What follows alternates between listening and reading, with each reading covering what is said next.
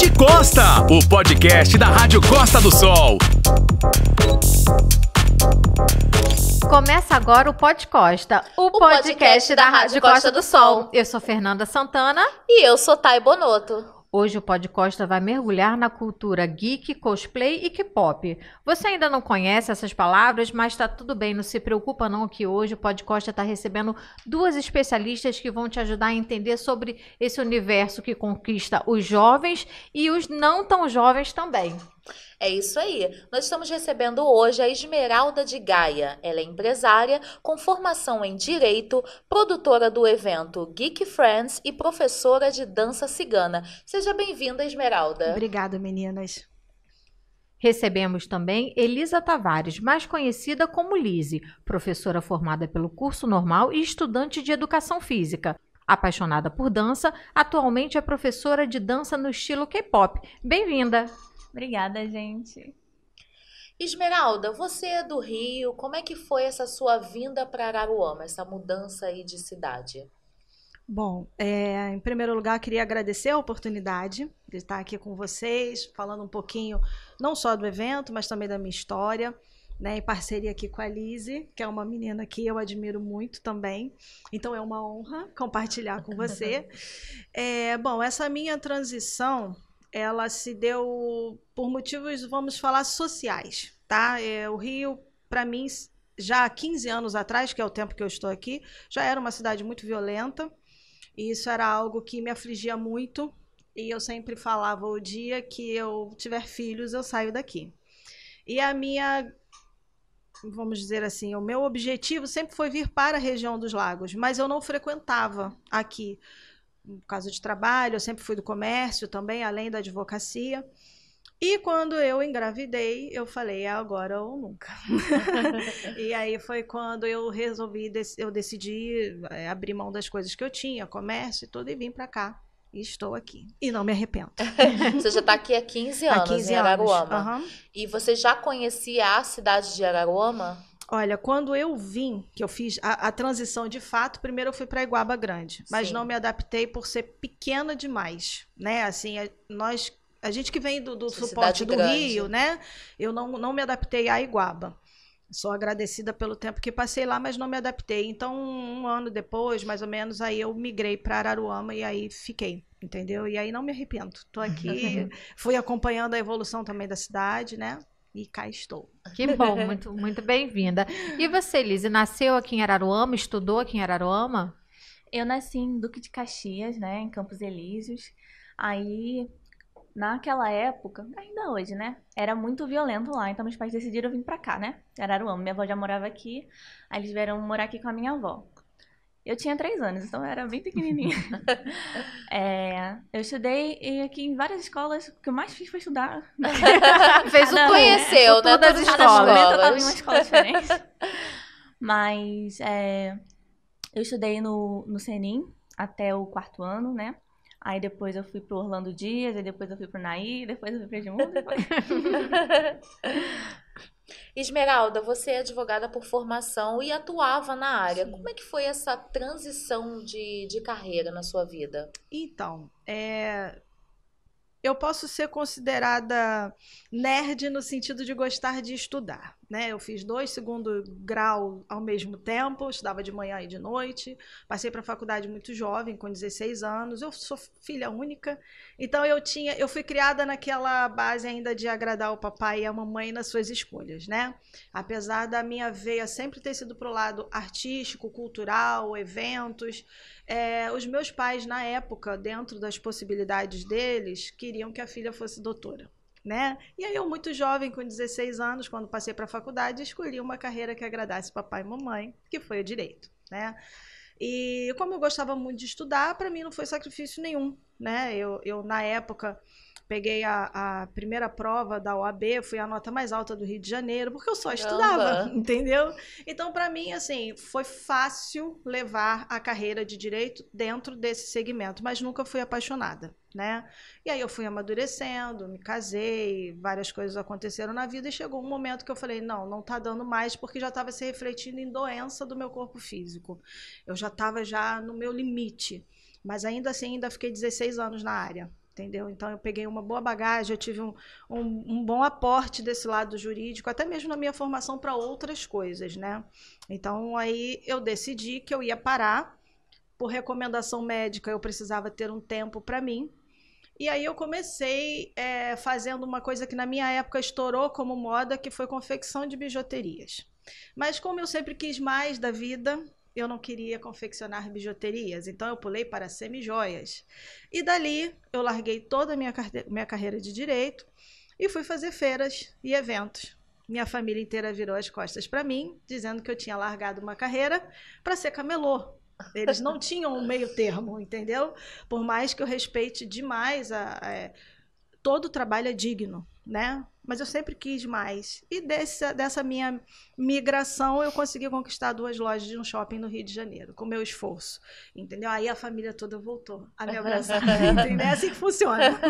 Então, foi assim que começou a minha transição. O comércio também sempre fez parte da minha vida, por mais que eu tenha os eventos, eu tenha a dança, eu tenho um lado cultural. O comércio é algo que me estimula muito, as relações, sabe? Isso me estimula muito. Então, a minha primeira transição foi para o comércio. E aí, do comércio, quando eu vim para cá, aí eu já também agreguei a dança e assim sucessivamente. É muito interessante, né, Thay? Inclusive, não é a primeira história de transição de carreira. Eu acho que já tivemos vários Sim. convidados Sim. aqui.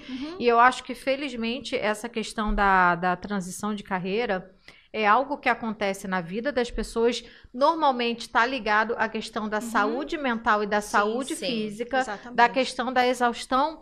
E assim, é muito importante porque esses preconceitos têm que cair, Tem gente. que cair. É por isso que A eu defendo felicidade, tanto a isso. felicidade profissional, o bem-estar, né? bem-estar, não está ligado a carreiras tradicionais que a gente Exatamente. tinha na sociedade. Exatamente. E está ligado à satisfação pessoal da pessoa. Então, Isso eu é acho muito que isso importante. tem derrubado preconceitos, porque a gente já recebeu Sim. vários Sim. convidados que falam Graças a Deus. de carreiras É. tradicionais que Sim. deixaram, que fizeram a transição de carreira e hoje, graças a Deus, estão muito felizes e satisfeitos Isso aí. e com uma qualidade de vida que eles não tinham antes. E muitas das vezes é isso que você falou, né? Seguindo, às vezes, o pai, né? Eu acho que essa nova geração, ela já tá virando um pouco essa Graças chave. a Deus. Né? Não, eu quero seguir uma outra carreira, né? A gente tá com novas profissões surgindo. Hoje a gente tem os influenciadores, né? Isso. Criadores de conteúdo das redes sociais, professores de dança. Então a gente tem outras profissões que as pessoas podem sonhar com isso, né? Com certeza. Atores, artistas mesmo, aquela coisa. A pessoa às Exatamente. vezes tem um talento, a gente estava conversando aqui em off, às vezes a pessoa ela tem um talento para uma área e que por causa da família, por preconceito Abafa. dentro de Exatamente. casa, acaba seguindo outros caminhos. Na minha e época, isso vai ficando exatamente pra era trás, assim que né? funcionava. Artista não era profissão, Exato. era mal Exato. visto, entendeu? Então, eu batalho muito para que, inclusive essa criançada, que para mim são crianças, né? Essa criançada que me segue, que está comigo nessa nova empreitada, para que eles tenham o lugar deles ao sol e que sejam respeitados. Isso é muito Sim. importante. A gente recebeu um músico aqui também, né? Acho que foi o Bruno Rigoni, né? Sim. Que ele fez também essa transição e ele falou exatamente isso. Foi devido àquela exaustão. Ele é Exatamente. economista, né? Isso. E ele trabalhava com aquela coisa de bancos e tal. E ele falou, não, eu quero seguir minha carreira de músico. Hoje ele é um grande artista aqui da nossa cidade. Até um abraço aí pro Bruno Rigoni, que já recebemos ele Sim. aqui. A gente ficou muito Elianai feliz. também, a Elianai Elianai também, que tinha uma carreira formada também, né? Sim. Ela tinha uma carreira e ela falou, não, eu não quero trabalhar com isso, eu quero Sim. trabalhar com pessoas, eu quero palestrar, ser mentora, eu quero trabalhar com mulheres É. e com pessoas e largou a carreira no mundo dos negócios para ter qualidade de Sim, vida. a gente fica Exatamente. muito feliz e principalmente aí com essa nova geração chegando com essa força Eu também. e mostrando aí pro que estão realmente querendo lutar pelo aquilo que eles acreditam e E gostam. falando de sonhos, vamos falar da Lizzy, que está aí seguindo os sonhos dela. Como é que surgiu a dança na sua vida? Com que idade? Como que surgiu a dança para você? Então, eu não lembro de uma data específica, de uma idade específica, porque todos os registros que eu tenho de quando eu era pequena são todos dançando. qualquer música que tocava, qualquer coreografia que aparecia infantil na televisão, eu queria reproduzir, ou eu criava minha própria coreografia. Teve até uma vez que minha avó estava fazendo aniversário, aí eu falei pra minha prima, vamos criar uma coreografia de presente pra ela? Ela não quis não, mas eu fiz. E eu, graças a Deus, pelo menos dos meus pais, sempre tem pessoa na família que não apoia, né? Mas os meus pais, eles sempre me apoiaram nisso. Eles falavam que... É que meus pais, eles já vieram dessa criação mais rígida, né?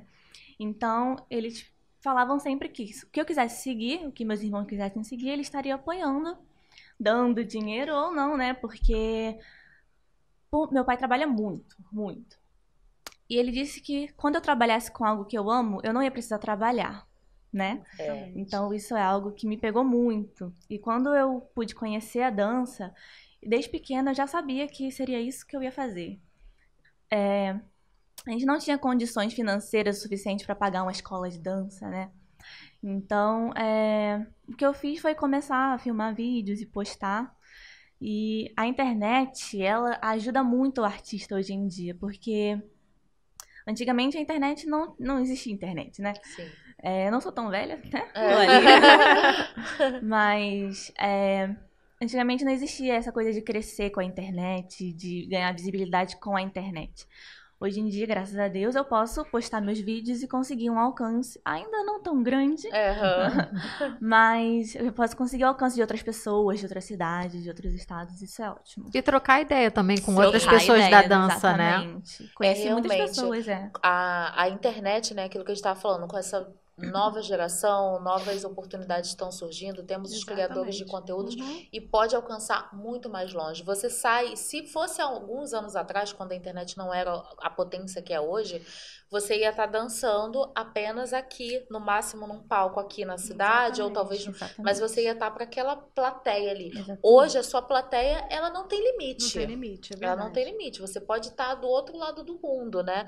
Isso é muito legal. Se você souber usar a tecnologia a seu favor, é uma maneira de você realmente crescer e alcançar um sucesso profissional aí que tem crescido muito. Eu percebo muito que o conteúdo de dança, eu acho que a dança, até por não ter a questão da fala, ela não tem limite, porque quando você está consumindo conteúdo de dança, você está vendo alguém dançando na Índia, você está vendo alguém dançando nos Estados Unidos, você está vendo alguém dançando na Itália. A dança, ela não tem fronteiras, então você consome conteúdo de dançarinos do mundo inteiro, interage, absorve, vê os passos e você não tem nem a barreira da língua. Você não tem, é o corpo falando, né? Porque na dança a gente não precisa da fluência na língua, né? A gente já se expressa com o nosso corpo, então isso já é incrível. A gente pode ver dança de qualquer lugar e reproduzir também. Então a gente está sempre junto com outros países, outros lugares, eu acho incrível. E é muito legal essa cultura também da dança em outros países, a gente vai falar mais na frente aqui, mas de como isso também influencia, né? Por exemplo, lá fora a gente vê muita gente de fora gostando muito do samba, né? Que é uma coisa muito brasileira e tal. Tem essa referência do brasileiro com samba. O funk também, né? Passinhos de funk. A Anitta, né? Exatamente. Que foi para muito longe, né? Então, ela levou realmente o carioca, né, o Rio de Janeiro, para muito longe, quando a gente nem imaginava. Então, essa troca de culturas também esse intercâmbio. O próprio caso do K-pop. Do K-pop, exatamente. Que é uma febre, já vem de outra cultura. Então, isso é muito bacana. E, Esmeralda, antes de falar do Geek Friends, conta pra gente sobre o seu envolvimento com a dança cigana e o festival Caravana do Oriente. Vamos lá. Eu sou de etnia cigana, né? Então, todo lugar que eu vou, que eu posso esclarecer, né? Que cigano não é religião, cigano é uma etnia. Então, a gente aprende com os nossos mais velhos a dança, né? E uma dança étnica, ela não depende de uma formação acadêmica. Correto, teachers? Correto. Ela não depende de porque ela reproduz a cultura de um povo, né? E a dança cigana, ela é étnica. E quando eu vim aqui para a região dos Lagos, me reestabelecer, né? Tudo novo, um novo comércio, um novo modo de vida, possibilidades precisaram ser alcançadas, né? Então, uma das possibilidades foi exercer esse meu ofício de professora de dança aqui. Cheguei a ficar 10 anos na cidade. Eu fui delegada regional do Conselho Internacional de Dança, representando o Rio de Janeiro. Até hoje eu tenho o meu registro no Conselho Internacional de Dança. E foi uma época muito importante da minha vida, e que eu sou grata e de vez em quando ainda penso em retornar. Porque é uma maneira que eu tinha de estar ali divulgando a minha cultura e de uma forma correta, porque infelizmente eu vejo muitas pessoas se apropriando e fazendo errado. Então era uma forma que eu tinha de manter aquilo vivo e fazendo o que eu gosto, que aí já não era trabalho, né? Era muito bom. E o Festival Caravana do Oriente é porque, como eu sempre fui ligada à produção de eventos, e eu nunca gostei de eventos normais, eu sempre gostei de eventos temáticos, eles me estimulam. Então, o Festival Caravana do Oriente, ele era só de danças étnicas. Então, eu recebia o pessoal das danças árabes, indianas, a dança cigana, sempre dentro desse contexto, né? E nós fizemos 6 edições do Festival Caravana do Oriente, e aí eu dei um tempinho, e aí o Geek Friends foi chegando. Lizzy, você fez formação de professores. Você chegou a dar aula para crianças? Cheguei, além do estágio, né, que na fase final da formação de professor, a gente precisava dar aula para presencial, como estar em uma sala de aula. Na época da pandemia, muitas crianças estavam pobres de educação, assim, né? Então, eu fui contratada para dar aula de reforço. Então, eu abri a minha casa e recebi alguns alunos, né, para dar aula de alfabetização para eles. Então, até hoje, né, tem as minhas aluninhas que elas chegam e falam: eu aprendi ali por causa da tia Lizzy, né? Olha, eu sei ler aquilo por causa da tia Lizzy. Então, assim, dar aula sempre foi algo que eu gosto muito. Lidar com crianças, eu amo crianças. Então, a formação de professores, tem muita gente que entra por causa dos pais, né? Falar assim: nossa, eu quero que meu filho tenha uma profissão, então ele vai fazer o CN. Eu entrei por vontade própria, que eu queria dar aula, eu queria conhecer. Não foi fácil, porque é cansativo, muito. As provas, a gente fazia 5 provas por dia, né? Na época de provas. Tinha os estágios, tinha os trabalhos, que a gente precisava fazer peça, a gente precisava... Tudo que a gente criava tinha que ser pensando em sala de aula. Então, era difícil, mas sempre foi algo que eu fiz por amor. Eu amava fazer. Minhas amigas reclamavam, falavam: eu tô tão cansada, eu não quero fazer, quero desistir. desistir. Dava pro lado e produzia papel crepom na cabeça. Eu podia ver um papel crepom, um TNT. Uma caixa de papelão, isso dá pra fazer alguma coisa. Isso vira um brinquedo. Mãe, por favor, mãe, não jogue isso fora que eu vou usar. Exatamente, mas foi isso, eu abri. Depois que a pandemia acabou, eu não dei mais aulas, né? Em escolas especificamente, mas foi um período que eu dei aula de alfabetização para passar o que eu aprendi, né? Isso.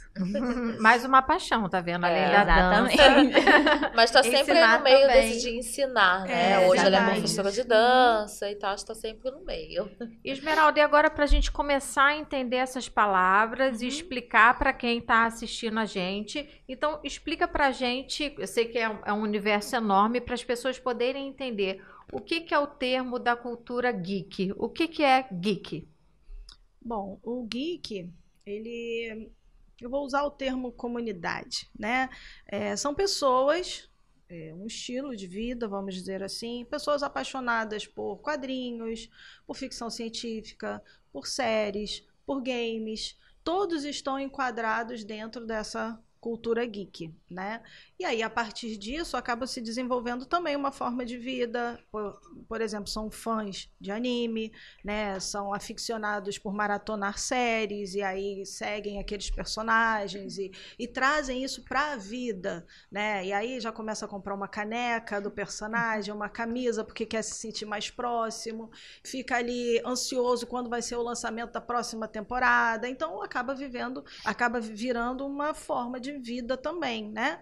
E como tem interesses em comum, acabam também virando uma comunidade, né? Onde se trocam informações e anseios, porque é uma comunidade ansiosa, né? É uma comunidade ansiosa. Mas é basicamente isso. Para encurtar e ser mais fácil de entender, é basicamente isso. Eu posso dizer que o geek é o antigo nerd, que as pessoas chamavam? Porque tinha um pouco disso? Tinha. Antigamente, o nerd também estava muito relacionado à pessoa que só estudava. Só estudava. Né? Que ficava ali muito quietinho na dele, não saía para lugar nenhum. Existia um estereótipo do nerd de óculos, aparelho no dente, cheio de espinha na cara e que não era aceito socialmente, né? Aí esse nerd ele começou a despontar numa nova cultura e virar um novo milionário, um novo bilionário. E aí ele começou a não ser mais tão estigmatizado. Os nerds já começaram a ser mais bonitinhos, né? E aí também veio o advento da internet, as pessoas foram aparecendo mais e tal, e tudo também foi ficando mais comercial. E, de certa forma, foi se fundindo. Porque, por exemplo, a pessoa que é muito apaixonada pela cultura cinematográfica, né, os cinéfilos e tal, de certa forma, são nerds, né? Os que são, que de repente até escolhem os games como profissão, também precisam se aprofundar naquilo. Então, tudo que você sabe muito de um assunto, de certa forma você vira um doutor naquele assunto e vira nerd. Então acaba se fundindo, né? Não existia esse termo geek, né? Todos eram nerds e aí agora somos todos uma grande família.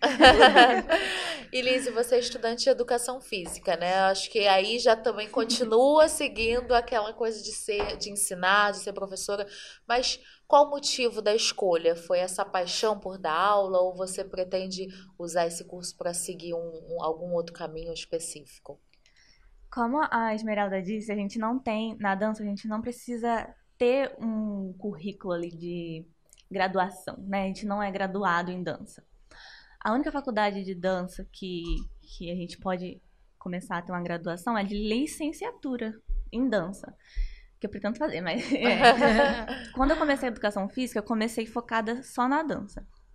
Como não tinha dança aqui, não tem dança aqui, eu decidi entrar na educação física para ter algo próximo da dança, até porque tem matéria de dança lá também. E aí eu conheci outros caminhos que a educação física pode levar dentro da dança.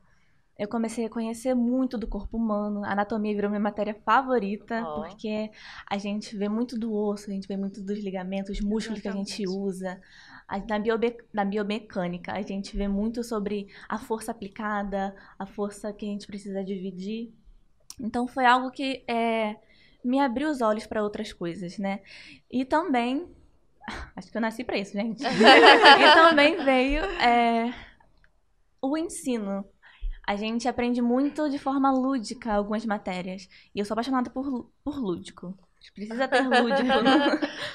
E aprendi a mais coisas, dar aula de mais coisas para as crianças, como introduzir em sala de aula, até as coisas que a gente, como adulto, não sabia fazer no nosso próprio corpo. A gente aprendeu a fazer no nosso e no da criança. E também abriu o leque para idosos, para adultos, adolescentes. Então, eu entrei um foco na dança, ainda é a dança lá, né? O meu foco ainda é a dança.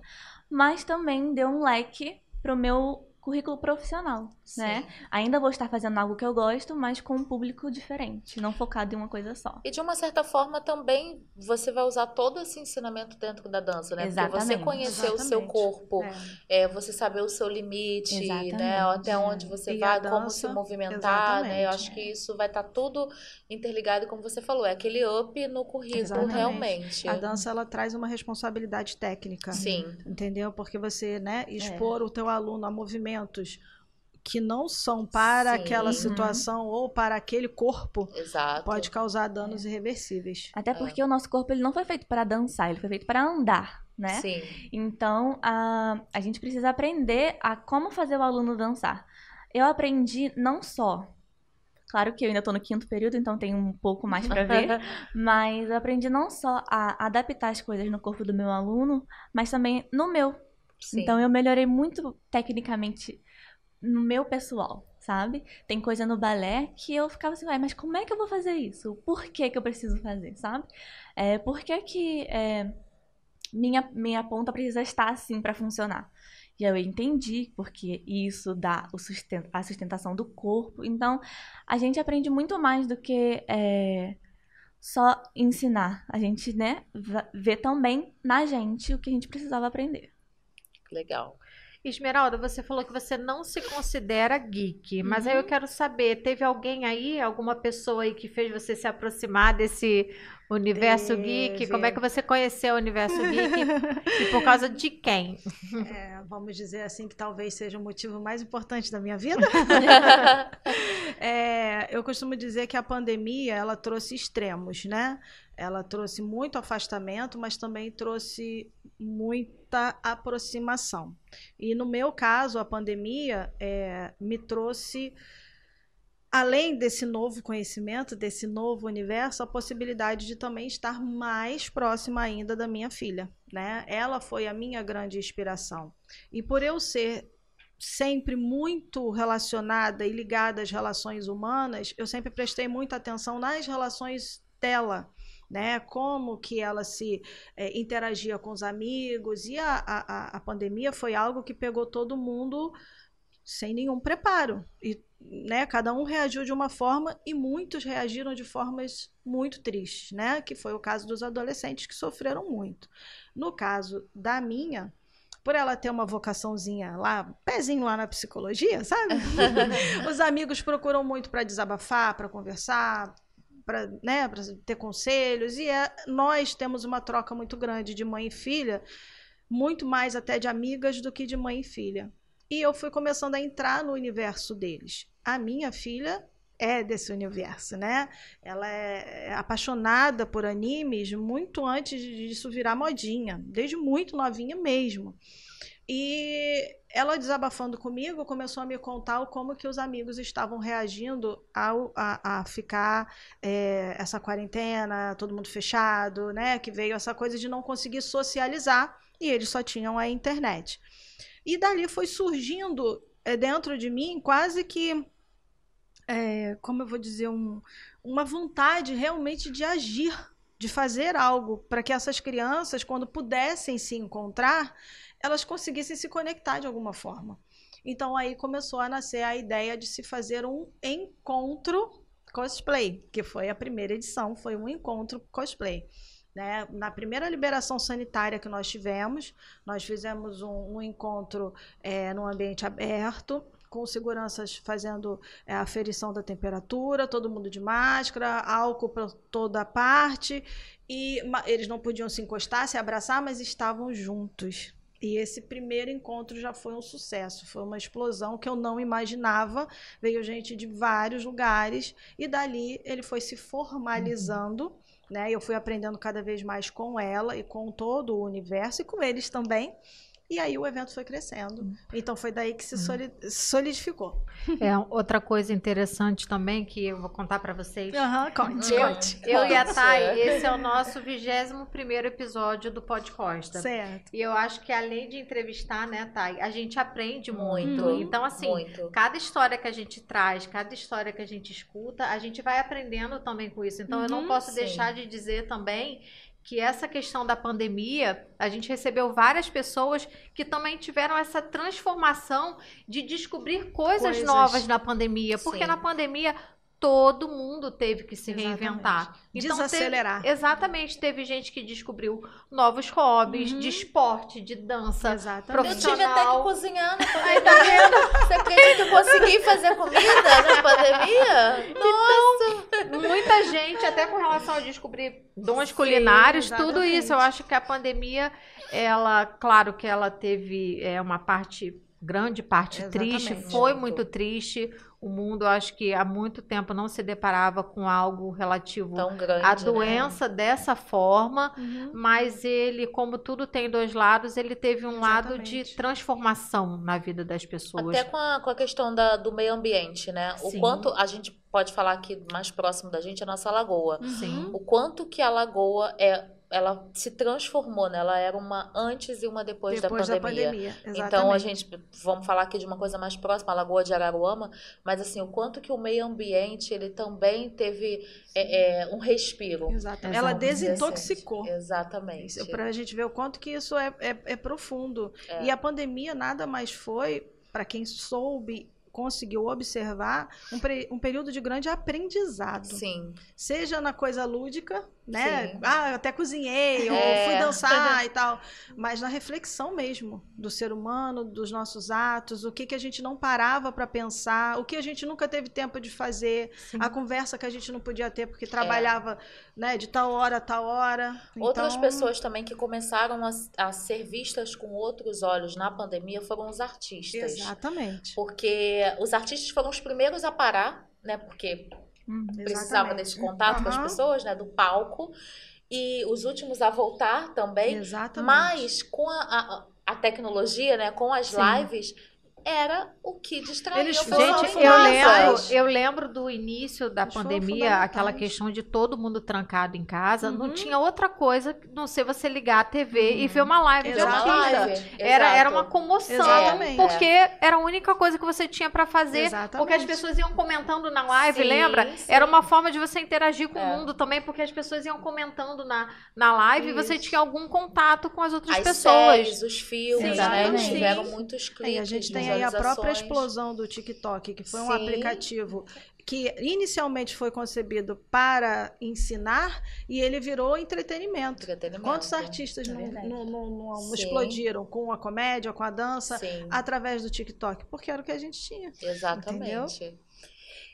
Lizzy, você atualmente dá aula de K-pop no Beat Dance Studio. Conta pra gente como são as suas aulas, como é que foi essa escolha pelo K-pop. Você também dá outras modalidades, dá aula de outras modalidades lá no estúdio. Conta pra gente um pouquinho. Então, por enquanto eu dou aula só de K-pop. Pode ir, desculpa.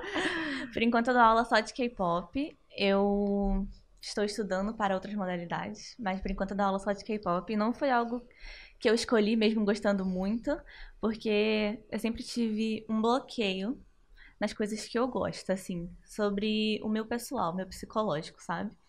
De assim, eu gosto muito disso, mas e se eu não estiver pronta? Aí o Vini só falou assim, vai sim, é isso. O Vini tem esse papel de empurrar, exatamente. Né? E eu descobri uma paixão, sabe? Meus alunos hoje em dia são minha paixão, eles não me deixam parar, né? Todo mundo tem as suas recaídas, mas eles não me deixam parar. Às vezes eu nem falo nada, mas alguém chega com a mensagem e fala assim, nossa, Liz, eu gosto tanto de você, obrigada por me salvar. Eu fico assim, são os anjos.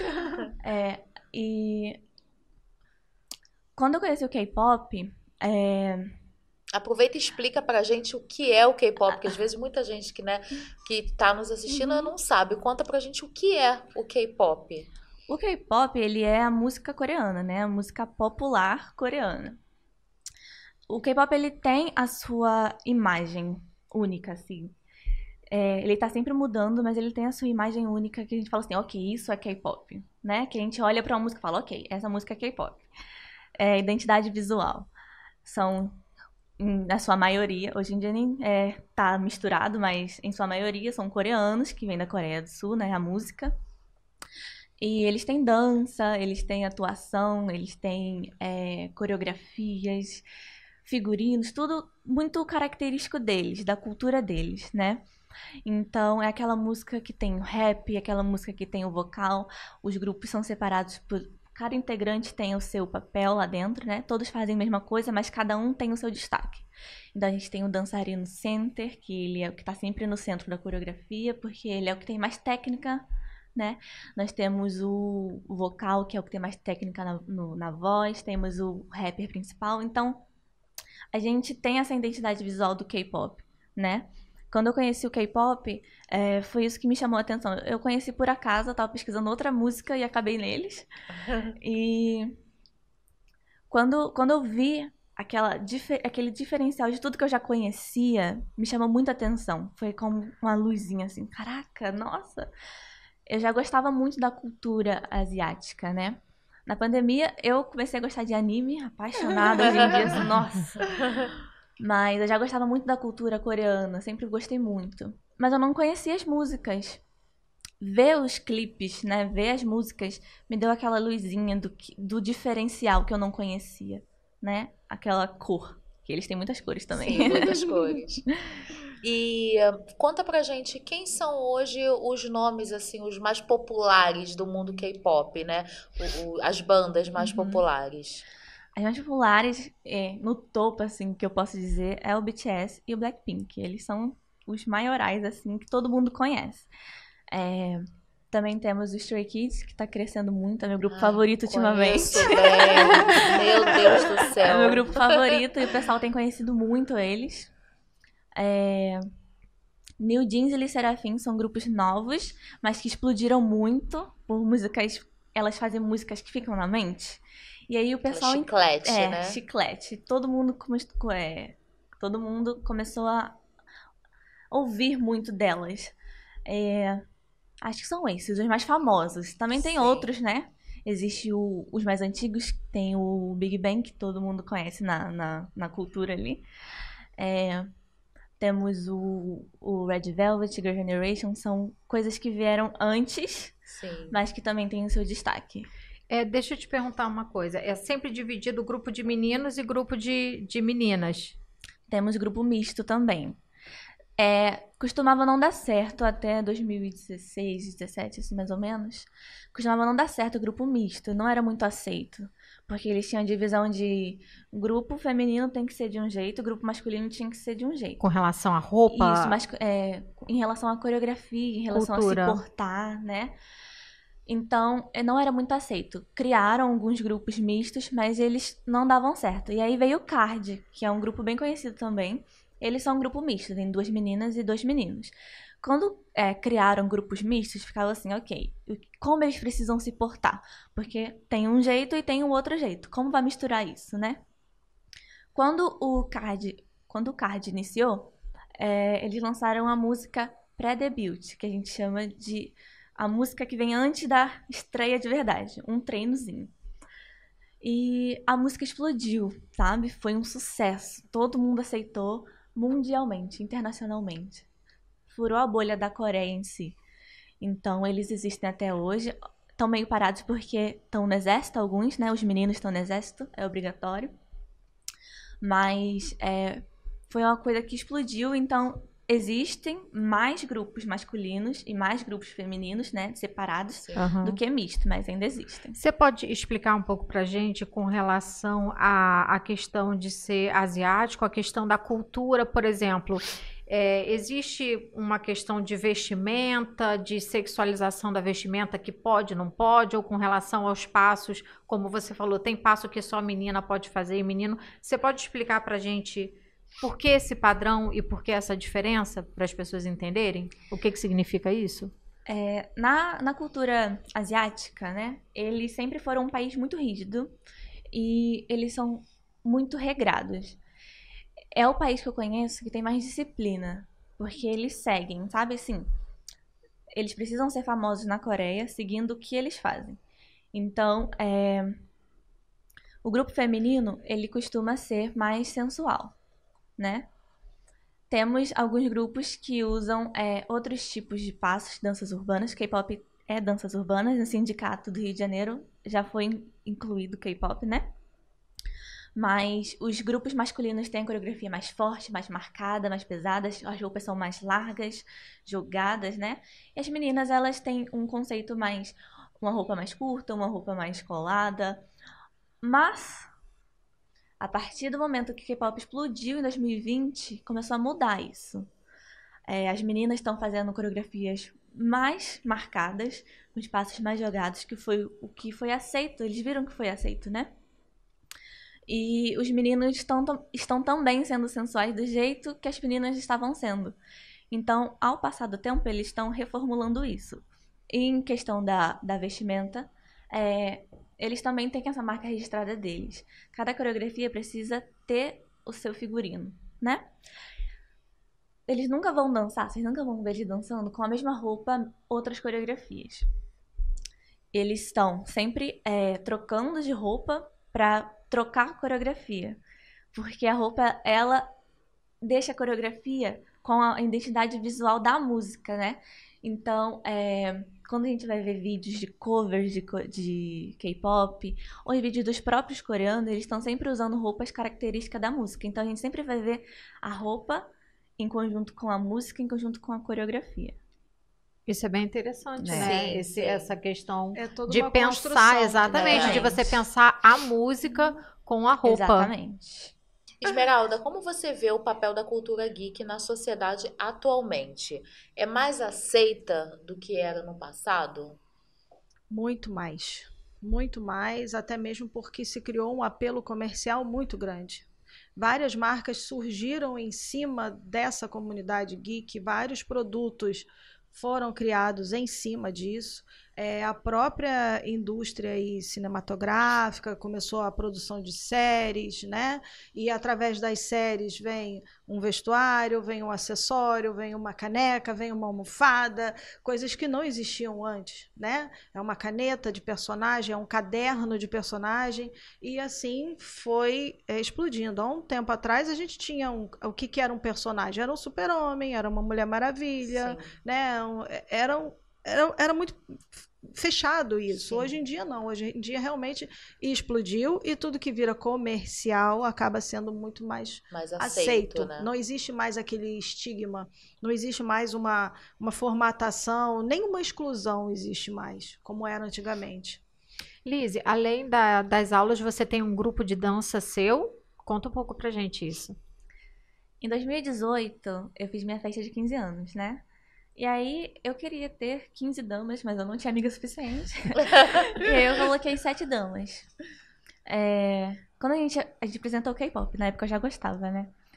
A gente apresentou K-pop e aí as minhas amigas falaram assim, nossa, eu tenho muita vontade de ter um grupo de dança de K-pop. Aí eu falei, ótimo, vou criar. Aí eu criei, né? É um grupo em que eu sou a líder desde 2018. Só que foi um grupo que nunca foi pra frente, porque o K-pop, naquela época, em 2018, né, era conhecido, mas os grupos não eram aceitos, assim, socialmente. Porque falavam que a gente estava querendo ser como eles, não mostrar a cultura deles. Então, as meninas foram desistindo, ao passar do tempo fui mudando a formação, mudando a identidade do grupo. E foi só... Qual foi o ano que eu apresentei lá no Geek Friends? 2022. Final de 2021, eu acho, ou início de 2022. Isso. Eu tinha uma formação de um trio e eu vi que 2022. Finalmente ia ter um evento geek que... É agora. Que poderia encaixar ali o K-pop. Que inclui o K-pop. Eu vi que ia ter competição, aí eu pensei, poxa, eu queria apresentar com o meu grupo, será que... Aí eu fui atrás da Esmeralda. Ela foi super receptiva, foi que a gente começou a ter uma intimidade, uma conexão da gente. E foi a primeira pessoa que abraçou o meu grupo e a gente pôde estrear, a gente chama de estreia, né? Quando a gente tem um grupo de K-pop, um grupo cover, a gente tenta sempre mostrar o que eles estão mostrando. Então a gente ensaia muito, a gente também tem a questão da roupa, a gente também tem a questão da sincronia. A gente sempre escolhe os membros não pelo favorito, né? Porque, vamos supor, eu tenho uma favorita num grupo, mas se eu não me encaixo com o padrão de dança dela, eu não vou fazer ela, eu vou escolher a outra, entende? Então, meu grupo ele tá sempre se adaptando e mudando, né, de formação. Hoje em dia eu tô com uma formação nova, mas a gente também vai se apresentar no Geek Friends amanhã. E a gente escolheu... Também tem essa questão do K-pop também ser geek. A gente escolheu uma música de K-pop que também é focada num jogo, que ela é a música de um jogo, do League of Legends, que tá ligada ao geek, né? Então a gente escolheu essa música exatamente para estar dentro de todas das áreas geeks, né? Então, aproveitando aí que você falou do Geek Friends, Esmeralda, conta pra gente o que é o Geek Friends. O Geek Friends é o meu tesouro, é um evento voltado, né, como o título já diz, para a cultura geek, onde nós temos o nosso tradicional concurso cosplay, né? Foi o evento que nasceu de um encontro tímido, como já foi dito aqui na nossa conversa, e aonde a gente consegue reunir pessoas que têm a mesma afinidade de assunto, né?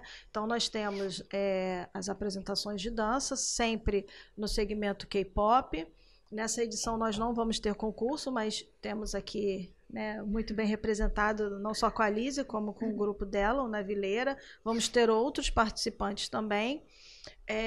Os expositores também são sempre temáticos, né, para poder oferecer artigos que eles gostam de comprar.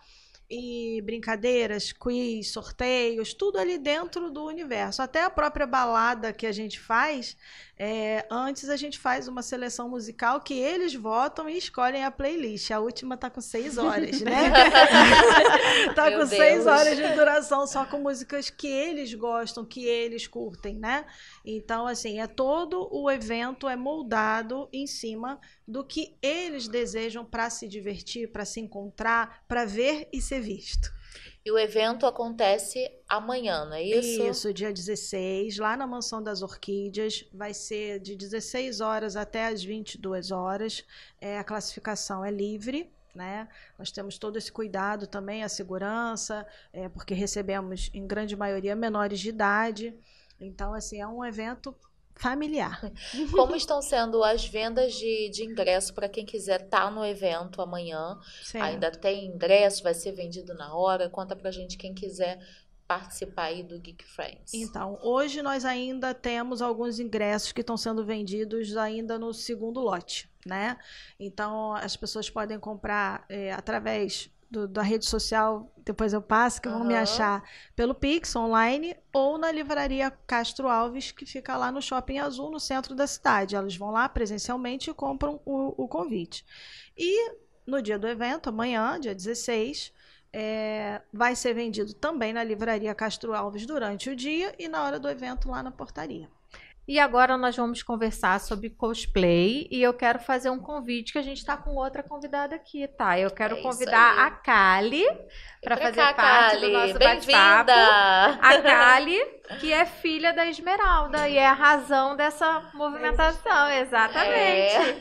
Olha como ela tá linda, gente. Bem-vinda a Kali. Kali, eu quero que você primeiro comece explicando pra gente o que é cosplay. O cosplay nada mais é do que... Posso dizer que é uma paixão que as pessoas têm por certo personagem, seja de série, filme, enfim, do que ela goste, mas principalmente dos animes, que ficou, acho que mais conhecido por causa disso. E ele nada mais é do que você se vestir, se caracterizar como esse personagem. Então você vai comprar uma peruca igual, botar tipo uma lente de uma cor parecida, e a roupa pode ser tanto comprada ou feita pela própria pessoa.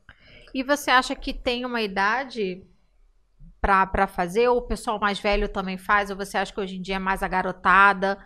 Como é que tá? Então, o cosplay, ele não tem uma idade certa. Ele pode ser feito desde por crianças muito pequenininhas, quanto por gente muito mais velha.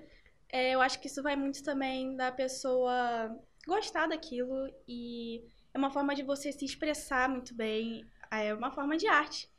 E acho que isso não tem idade. Na verdade, eu acho que hoje em dia até muitas pessoas estão se encorajando mais, pessoas mais velhas, a se caracterizar porque é o jeito que elas gostam de se expressar. E deixa eu te perguntar, você tá com o personagem Ren. Conta um pouquinho desse personagem pra gente.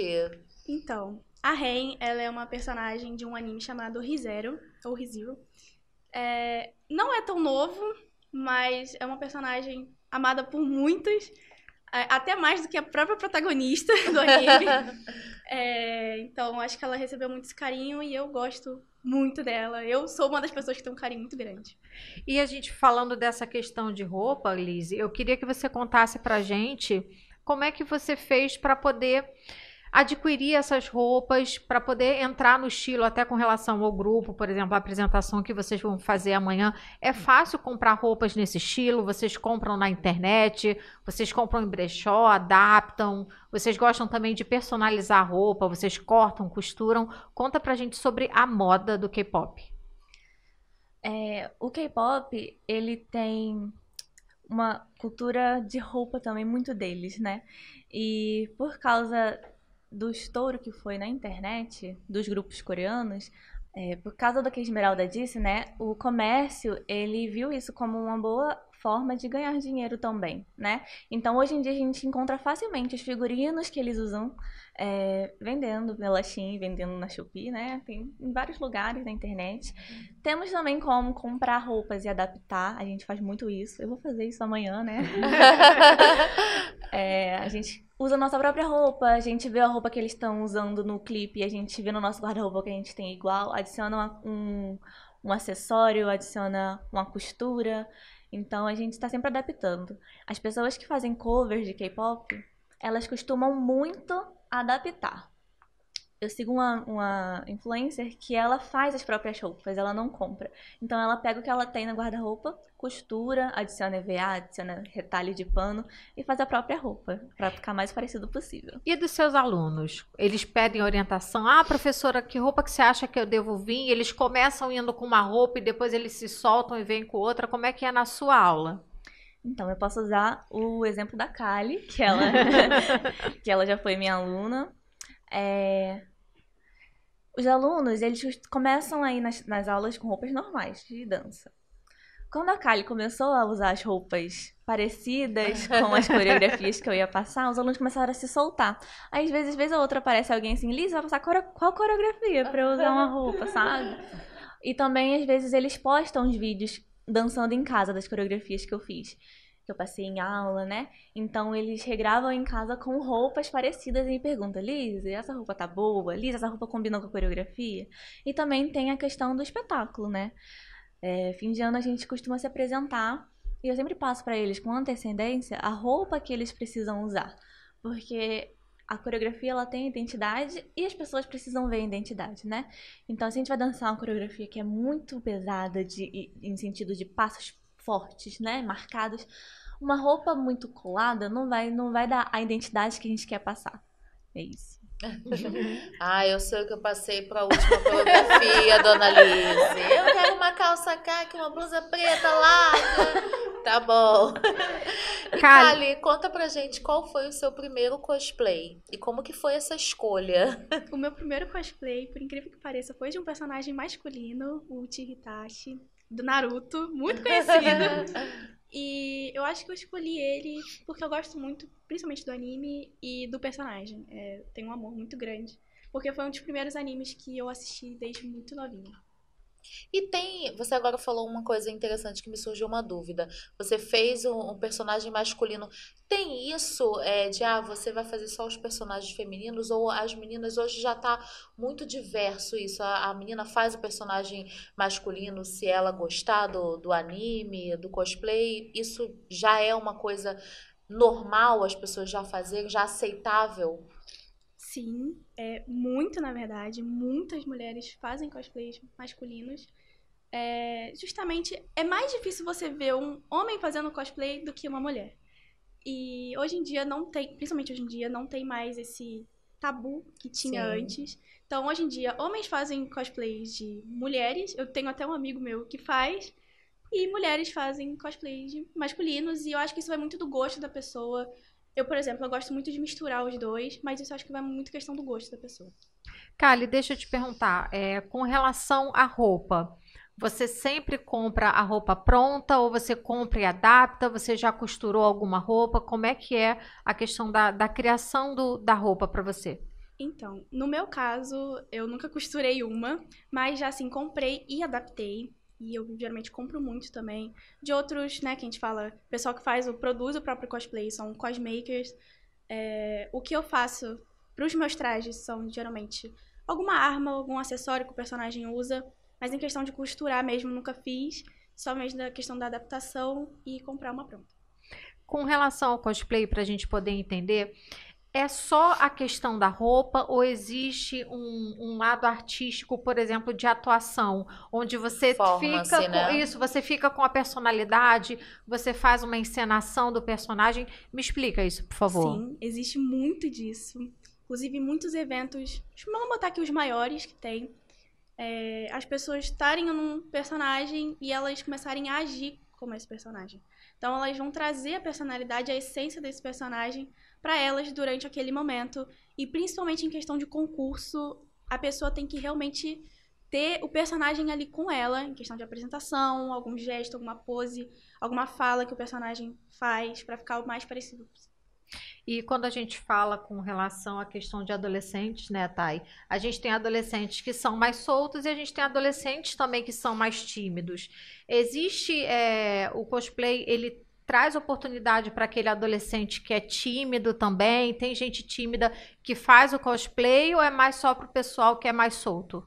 O cosplay, ele ajuda muito. Eu, inclusive, fui uma dessas pessoas. Eu era muito tímida.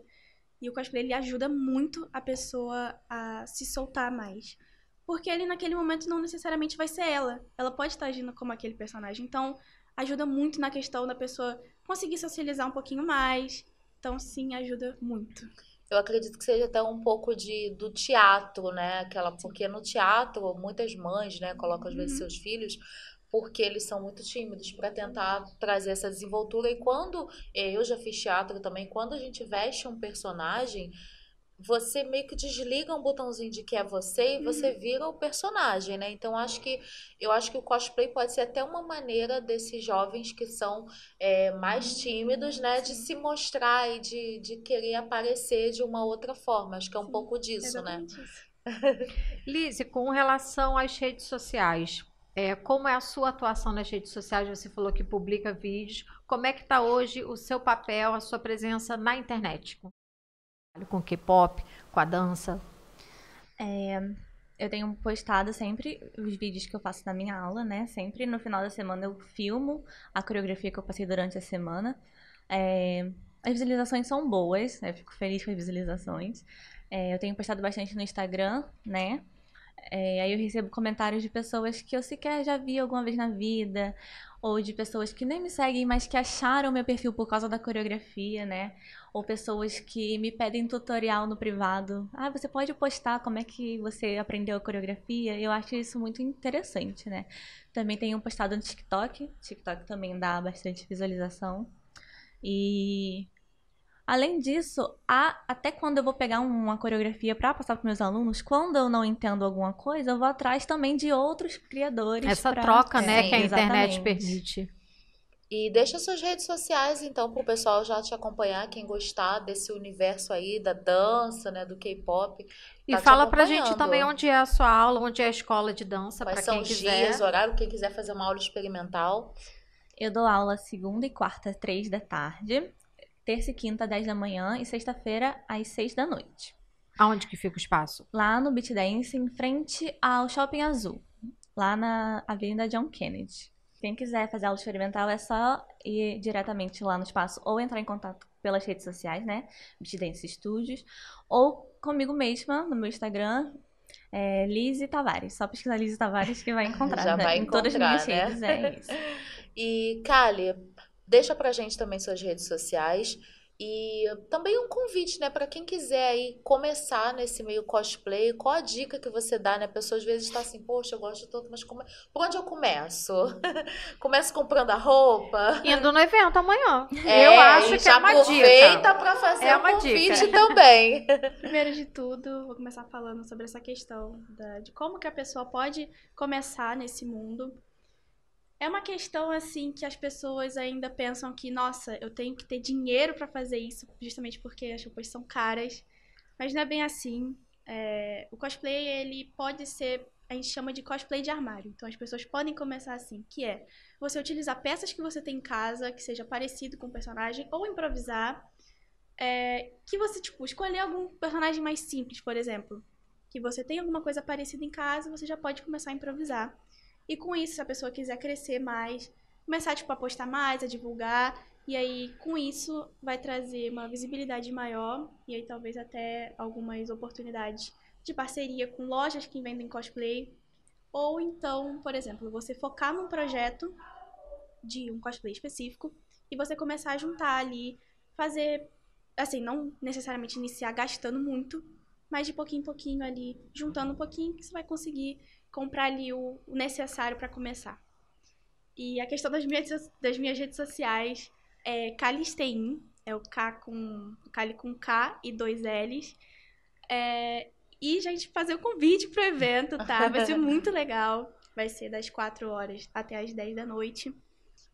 E é isso, gente. E vai ter concurso, vai né? ter de cosplay. Entendeu? Vai ter concurso. Você é uma das juradas, eu quero muito avaliar você. Então fica aí o convite. Também deixa a rede social do evento, né? Sim, gente. É Geek Friends, o oficial. Mas só acho que pesquisar o Geek Friends já deve aparecer. Já acha. E, gente, pode seguir lá, entendeu? Questão dos ingressos, como já foi dito aqui, vai vender na hora também. Ou, né, enfim, hoje, pra quem quiser comprar. Então tem todas as informações, é Geek Friends Oficial, não é isso? Nas redes sociais, lá na bio deve ter o link do WhatsApp, todas as informações. Fica aí o convite para quem gostar aí desse universo ou quiser conhecer um pouco desse universo. Não necessariamente precisa ir para participar do concurso, mas para se divertir. É isso aí, vai ter balada, vai ter sorteio, vai ter inclusive expositores também lá e vai ser bem legal. Vai ter Thay, Fernando e Letícia. Vai ter a gente lá, entendeu? Letícia prometeu ir de cosplay, a gente Letícia, tá gente, pra quem não sabe, é a nossa estagiária de jornalismo. Sim. E ela dá essas orientações pra mim e pra Thay. Ela Sim, que orienta a gente. Porque ela é muito geek. Ela é muito geek.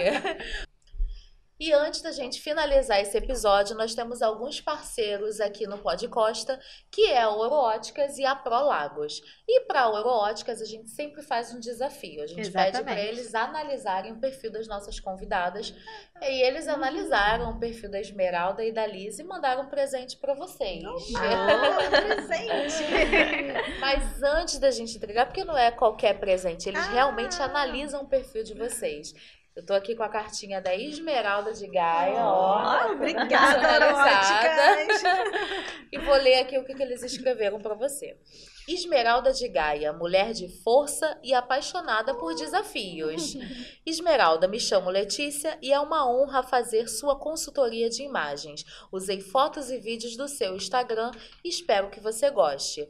O contraste da Esmeralda é um contraste médio e seu contraste harmoniza muito bem com tons de vinho, azul marinho e também tons mais intensos.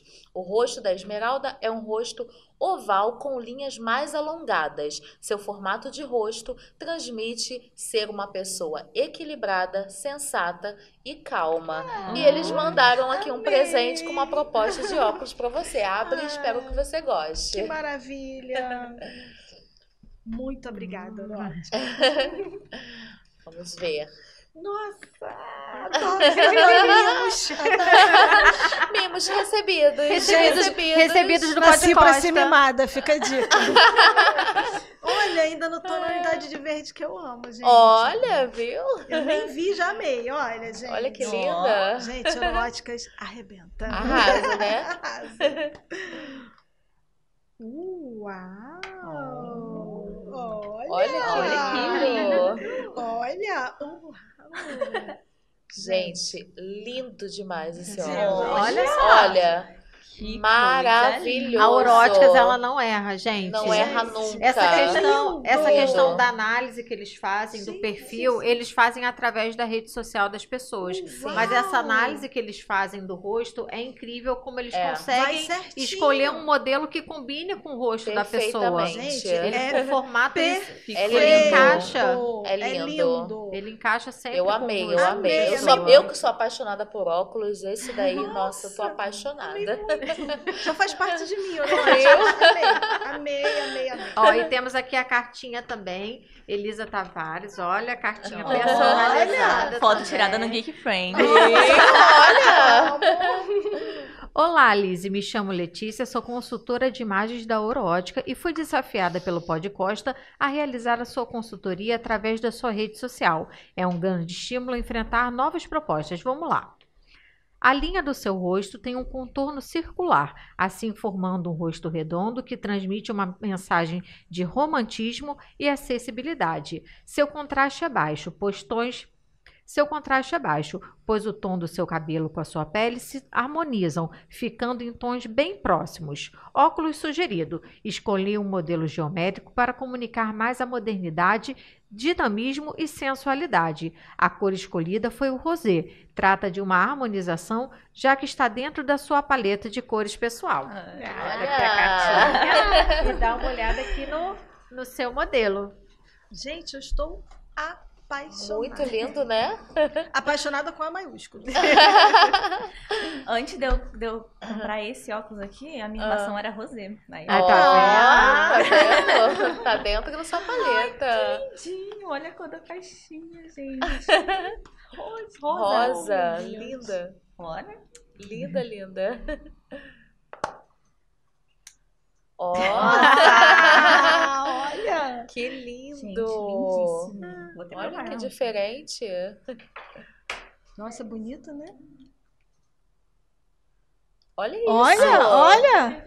Ficou perfeito, Gente, lindo. olha que Ficou lindo, Gente, lindo, Oróticas, lindo. mais uma vez, muito obrigada pela parceria aqui no Pod Costa. Os nossos convidados sempre saem daqui muito Nossa, felizes, eu né, com amei, esses amei. presentes. Eu amei demais. E eles não erram nunca, como a Fê falou. Com certeza. E agradecer também a presença de vocês, a participação de vocês no Pod Costa.